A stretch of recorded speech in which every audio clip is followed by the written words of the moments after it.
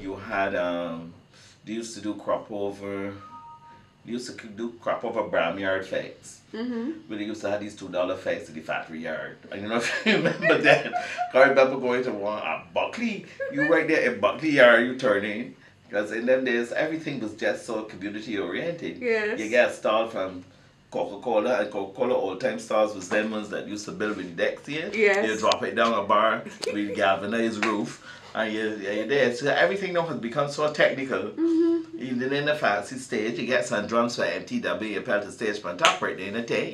You're there at the elements of the weather. If you rain come down, you pick up your instruments and run.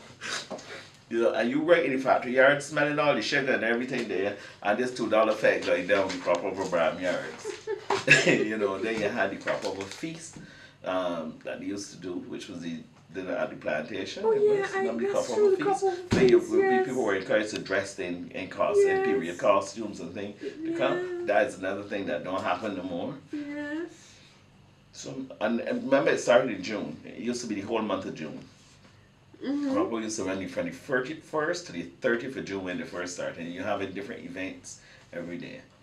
And then they moved it. I can't remember what year they moved it, but they moved it then from June to where it is now. Yeah. But it was in June. I think they did that pretty early because what would have happened, although they were looking to get tourists to come and they did it in June, they then realized that June was still the month that a lot of the schools were still in one, and they were doing exams like the GCEs and stuff like that. When used to happen, school then used to go on holiday to like early first week July and stuff. So I think they shifted it to accommodate that situation. And then in the early years, we didn't have band houses.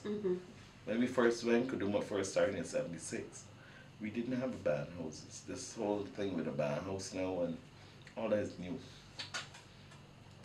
Because the new generation would think that that's what it was always been. Because, so in other words, like when Philippa did it, she would have had, I remember the second year, the first year, because after the first year, you know, the Barbadian Society is a wait and see stuff. So the first year we did it, everybody came down to the stadium to see how this costume thing can work. So that's why the people that first jumped came from the factors like the green room players, the Barbados staff. See, those were the artistic people that people figured, well, them crazy, so they would do anything.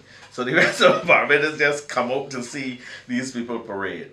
And then when they realized what it was the first year, the second year, all these bands then when they launched escalated in numbers. Because I remember the first year Philippa had, you know, a reasonable amount. I can't remember what it was, but it was not a big lot, and we could have gone through the stadium. Second year when Philippa put the second band, because she only ever did 2 bands. The second year was 6 till 6. I will never forget that. Everything that comes out in Barbados between 6 p.m. and 6 a.m. So the band was called 6 till 6. And we had must be about 28 different sections in this band. Because I think they just went crazy with the designing. So we never knew how many people was in the band. Peter Ali was in the section that sold the vendors that sold fish in Bass's Road. And she literally carried a coal pot from the stadium. She will tell you about this. She dragging this coal pot from the stadium all the way to the garrison. You know that old iron coal pots? Yeah. Because we were really literal. We used to walk, you know, you make all these things out of plastic and stuff. No, not only that, we do it with standards. Nobody with standards. But every section used to have the standard. I remember Robert did a costume. He designed a costume, rats.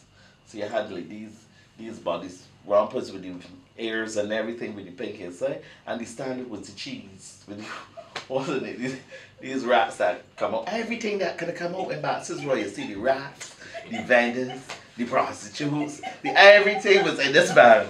And I think then we realized when we got to the stadium that this band must have got about 900 people in it. Because you had to count, like, you know, you got count and you know how much you come into the stadium, you know.